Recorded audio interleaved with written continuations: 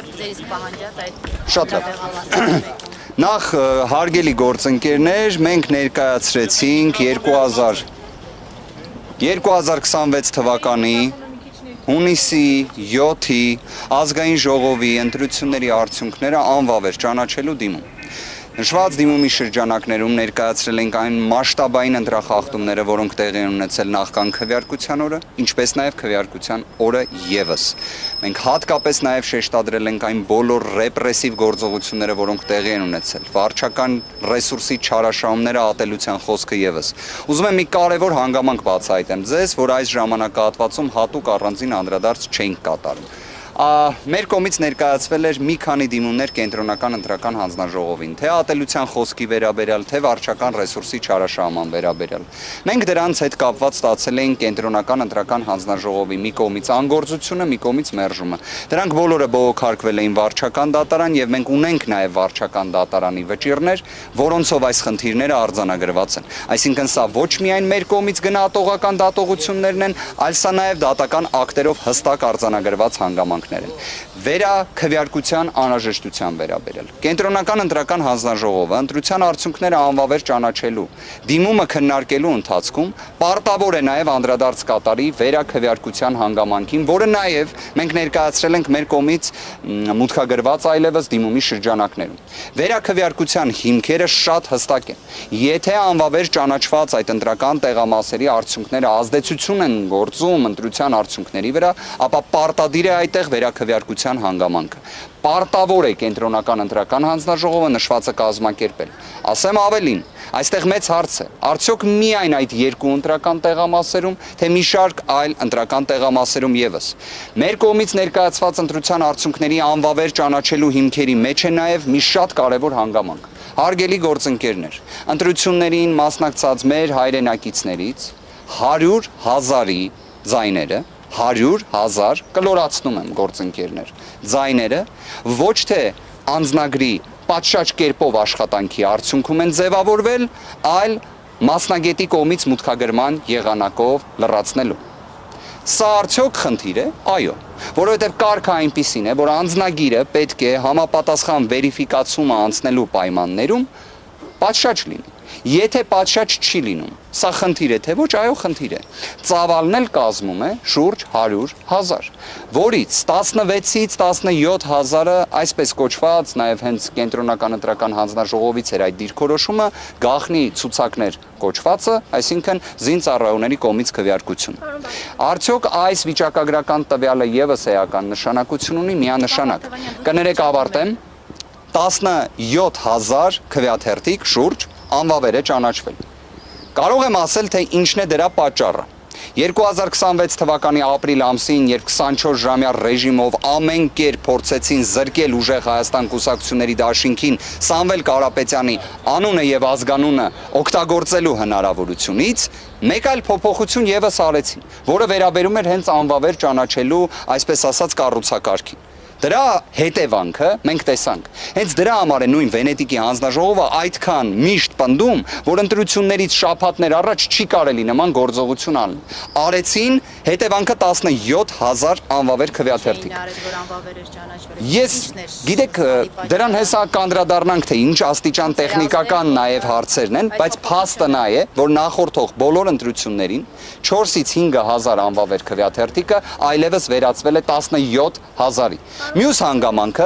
ՆԳՆ-ի ոստիկանության ծառայողների կողմից շուրջ 5,000 մեր հայրենակիցների դիմումները ընտրական տեղամասի փոփոխության վերաբերյալ մերժվել են։ Այս թվերի համակցությունը, որ հիմա դուք բոլորը դիտարկեք այն մթնոլորտի, այն չարամիտ մթնոլորտի պայմաններում, որտեղ նույնիսկ ԵԱԿ ժմիգի կողմից արձանագրվում է, որ վարչական ռեսուրսի չարաշահման դեպքեր եղել են, որ տարբերակված մոտեցում, ռեպրեսիվ քրեական հետապնդումներ եղել են, այս ամենի հետ մեկտեղ դուք պարզապես այլ հետևության, քան որ այս ընտրությունների արդյունքները պետք է անվավեր ճանաչվեն, դուք այլ հետևության չեք կա։ Կարծում եմ իշխանական ցանկացած ներկայացուցիչ այլ տարբերակ քան նման կարծիք հայտնելու չունի, որովհետև վերջիններիս միակ մոլուցքը դա իշխանություն մնալն է։ Բայց Հայաստանի Հանրապետության քաղաքացիները իրենց դիրքորոշումը արտահայտել են, քաղաքացիական պայմանագիր կուսակցությունը չի հաղթել այս ընտրություններում։ Իդեպ, կներեք սա էլ արձանագրեմ, դուք գիտեք սիրելի հայրենակիցներ, որ միջազգային փորձում առավել քան տարածված է, որ ընտրությունների արդյունքները ամփոփվում են, երբ որևէ մի ուժ ստանում է ընտրելու իրավունք ունեցող անձանց, ներկայացուցիչների, իշխանության կրողների 50%-ից ավելի ձայն։ Հիմա օրինակ եվրոպական երկրների ներկայացուցիչներ, որոնք այս ժամանակահատվածում ես նկատել եմ հեռախոսազրույց են ունեցել Նիկոլ Փաշինյանի հետ, ինձ շատ հետաքրքիր կլիներ դրա մանրամասները իմանալ։ Այսինքն այնտեղ խոսում են, ասում են, դե դուք 49% ես հավաք բայց ձայների փոշիացում կա, դրա հաշվին շնորհավորում եմ, որ ընտրվել ես, հասկանում եք, սա ամենը խոսում է նրա մասին, որ հայ հասարակությունը իր գնահատականը տվել է եւ նաեւ շատ հստակ էլ արձանագրեմ, մեր դիրքորոշումը հետեւյալն է. Քաղաքացիական պայմանագիր կուսակցության կողմից ըստ Կենտրոնական ընտրական հանձնաժողովի կողմից հրապարակված թվերի տվյալները չեն համապատասխանում իրականությանը։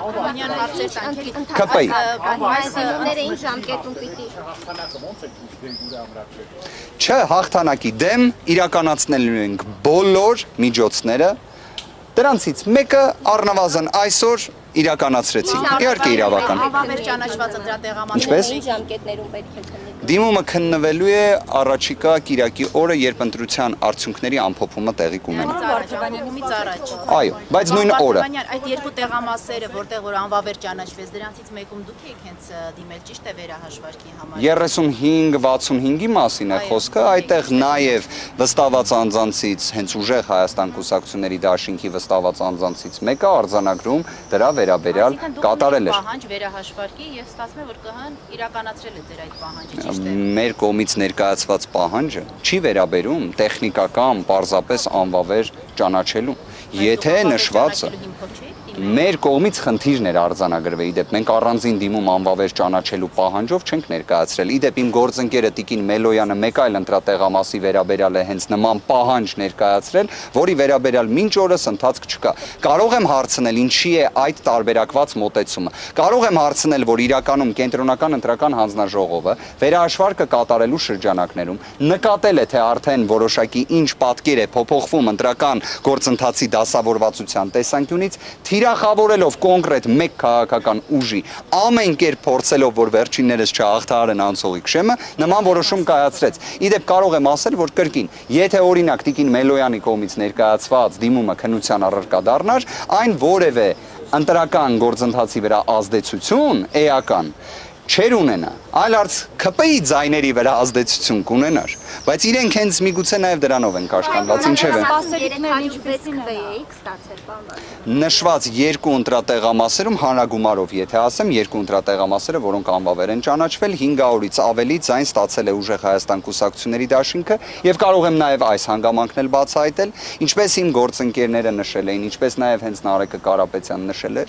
մեր կողմից հետևողականություն ցուցաբերվելու է մեր յուրաքանչյուր քվեի վերաբերյալ եւ եթե մենք կտեսնենք, որ վերաքվեարկության հետ կապված որևէ մի նոր ապօրինություն նաեւ այդ տեսանկյունից է մշակվում, մենք նաեւ իրավական որոշակի գործիքակազմ այդ մասով էլ ունենք։ Հիմա բոլոր խաղակարտերը չբացեմ, բայց բոլոր դեպքերում նաեւ հայտնել էր, որ եթե Բարգավաճ Հայաստան կուսակցությունը անցնում է խորհրդարան, օրինակ կարևոր պաշտոնների որոշման դեպքում ընդդիմությունը իր ձայնը ասելու է եւ այդտեղ օրինակ դատախազ եւ այլ պաշտոններ կարող է ԿՊ-ն իր առաջարկած անձին չնշանակել։ Այս մասով իշխող ուժից էլ ասում են, դե հիմա օրինակ Աննա Վարդապետյանն էլ կմնա հավեր ժամանակավոր պաշտոնակատար, դատավորները կլինեն ժամանակավոր պաշտոնակատար, չի լինի։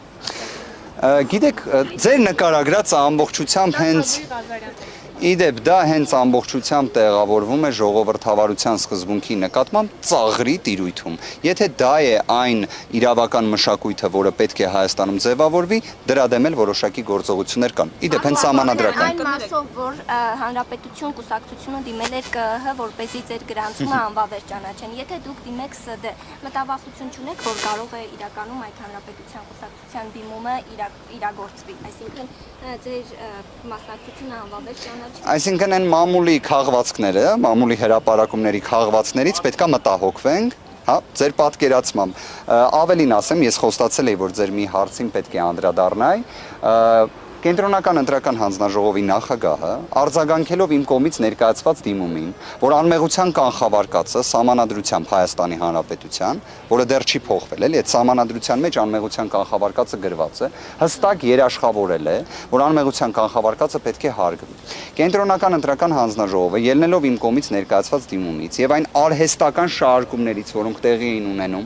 ուժեղ Հայաստան կուսակցությունների դաշինքի վերաբերյալ, երբ ինչ որ օրինակ ձայնագրություն էին հրապարակում, որտեղ ուժեղ Հայաստան կուսակցությունների դաշինք բառը անգամ չի հիշատակվում, բայց վերագրում էին այդ ձայնագրությունը ուժեղ Հայաստան կուսակցությունների դաշինքին, ԿՀ նախագահը խնդրել էր, որ հակակոռուպցիոն կոմիտեի կողմից այլևս ձայնագրություններ հրապարակելու շրջանակներում որևէ կերպ չհիշատակվի ուժեղ Հայաստան կուսակցությունների դաշինքը, իսկ այլ կուսակցության, օրինակ քաղաքացիական պայմանագրի վերաբերյալ, որ ի վերջո մի հատ գոնե այտենց հրապարակում լիներ, ՔՊ-ի անունն էլ չհիշատակվեր։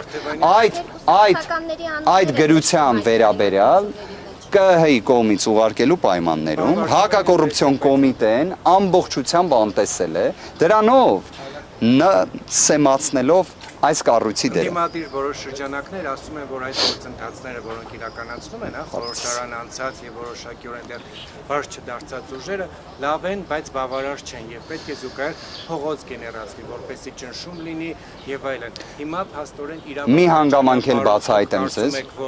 հնարավոր է հասնել հաջողության։ Մի հանգամանք բացահայտեմ ձեզ, իրավական նոր կբացահայտեք հաշվի առնելով այն հանգամանքները, որ եւ ձեր կողմից եւ ընդդիմադիր մյուս ուժերի կողմից հնչում է տեսակետներ, որ իրավական բեսպրեդել է տեղի ունենում երկրում բոլոր առումներով։ Եվ հիմա իրավական բեսպրեդելի դեպ իրավական ճանապարհով պայքարելով, արդյոք ժամանակի անիմաստ վատում չի, ուրա փողոցը։ Ես իդեպ ձեր հարցը արդեն էի կռահել, բավականին լավ հարցադրումը տվեցիք, սիրով լսեցի ձեզ։ Առաջինը, արդյոք իրավական բեսպրեդել կամ ամենաթողություն արկա է թե ոչ, իհարկե արկա է, դա տեսնում ենք կարելի ասել ամեն օր։ Ի վերջո ԿՀ-ի կողմից երեկվա գործողությունները եւս այդ տրամաբանության ներքո են։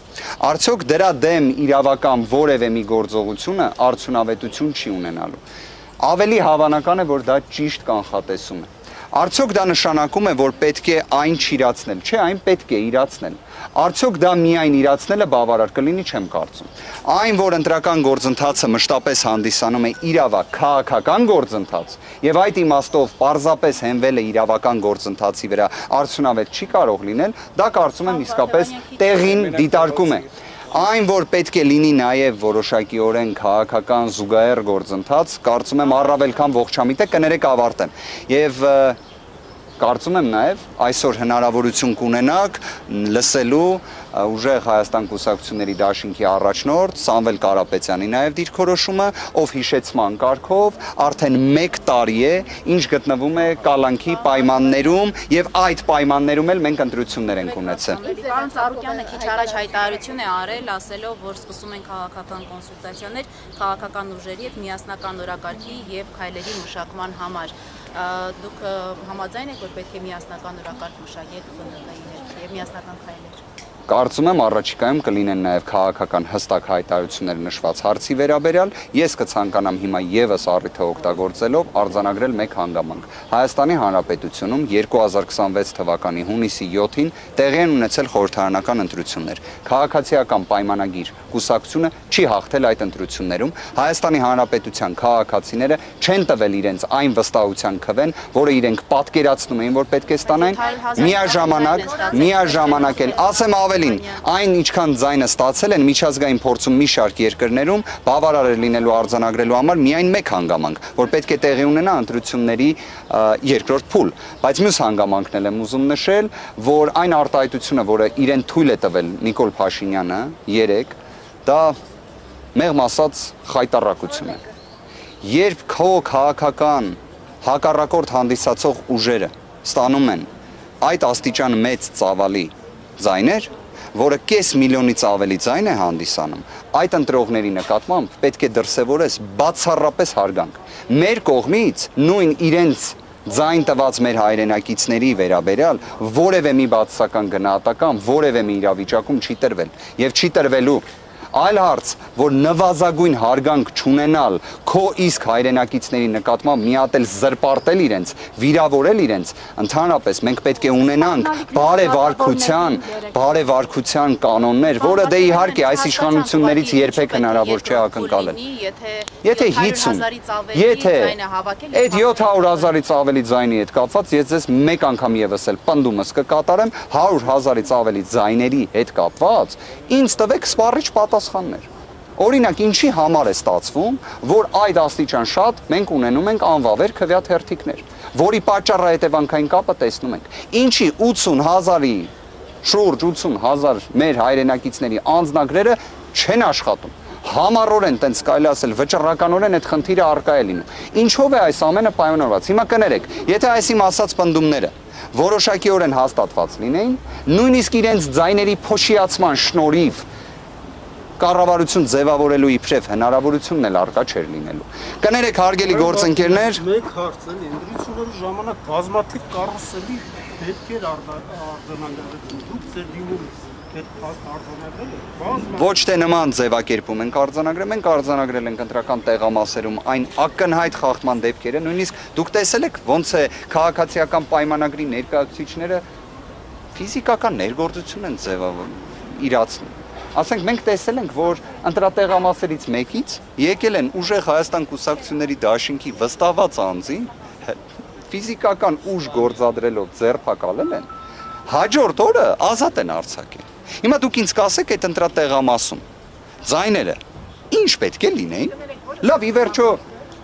Արարատի մարզում։ Պարոն Վարդանյան, ասում եք այդ ձայնագրություններում ուժեղ Հայաստանի անուն չի հնչում, բայց բազմաթիվ կուսակցականների անուն են հնչում։ Հիմա կներեք, էլի, օրինակ Ղազենյան Դավիթի վերաբերյալ ձայնագրությունը դուք լսել եք։ Հիմա ստացվում է օրինակ ներողություն, էլի։ Հիմա եթե մեր երկու գործընկերները իրար հետ խոսալուց ձեր անունը տան, հիմա պետք է արդեն դրա համար գանձես մեղադրանք առաջադրեն։ Հիմա օրինակ, եթե մի ձայնագրություն հրապարակվի, որտեղ Նիկոլ Փաշինյանի անունն են տալի, ասում են օրինակ Նիկոլ Փաշինյանը կամ չգիտեմ մեկ այլ անձ այս ինչ գործողություններն է անում, մենք էլ լսանք, բան սենց եւ այլն, հիմա պետք է գնան մեղադրանք առաջադրեն։ Դրվագին անդրադարձել է, որ հնդիմել է հակակոռուպցիոն կոմիտե, նշում է ԿՀ-ն ուզում էր հանրությունը չիմանա, թե որ ուժերի համար է ընտրակաշառք բաժանվում, եւ նշել է նաեւ, որ ԿՀ-ն կամ պետք է արմատապես փոխվի, կամ էլ դադարի գոյություն ունենալ։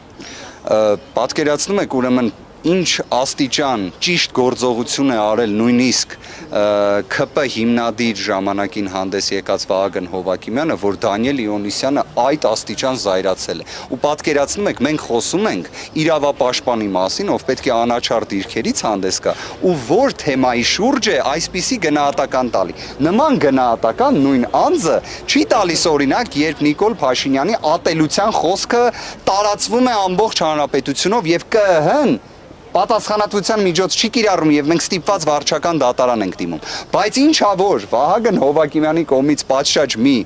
հազվադեպ դեպքեր միշտ էլ լինում են։ Գրություն է հասցեագրվել, պահանջ է հասցեագրվել, դա մեծ մի զայրույթ է առաջացրել։ Իդեպ ես առաջարկում եմ նշված իրավապաշտպանին թող այ հենց հիմա իր գործողությունները սկսի, ընտրության արդյունքներն անվավեր կճանաչվեն։ Հա, ինձ մկարա ինքը անի։ Ամենաշատը ինչն է ազդել ընտրությունների վերջնական արդյունքների վրա, վարչական ռեսուրսը, ինչ է ամենակարևոր։ Շատ լավ, միաժամանակյա մի քանի գործոն, վարչական ռեսուրսի չարաշահում, քրեական հետապնդումները եւ քրեադատավարական գործիքակազմը որպես զենք օգտագործել է եւ միջամտել է դրանով ընտրական գործընթացին, երբ որ պատկերացնեք բազմաթիվ անձանց նկատմամբ կիրառվել են ամենաինտենսիվ խափանման միջոցների, միջնորդությունների ներկայացումը եւ այլն, դրանց մի մեծ մասն էլ մերժվել է, բայց բացասական հետևանքը մնացել է։ Մարդկանց մեջ վախի մթնոլորտի տոտալ տարածումը եւ իհարկե նաեւ քվեարկության օրը տեղի ունեցած մի շարք խնդիրները։ Ես այսպես կարձանագրեի, որ այս բոլորը միաժամանակյա իրենց արկայություն ունեն։ Իսկ վարչական ռեսուրսի չարաշահման մեջ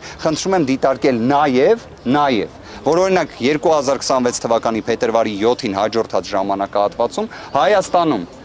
նույն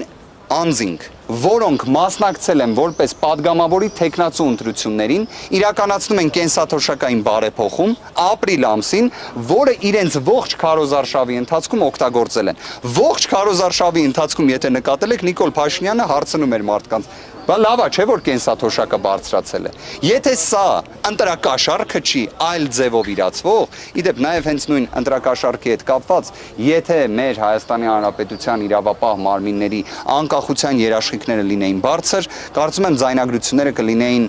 լրիվ այլ ուժերի վերաբերյալ։ Շնորհակալ եմ գործընկերներ, ձեզ լավ օր, Աստված պահապան։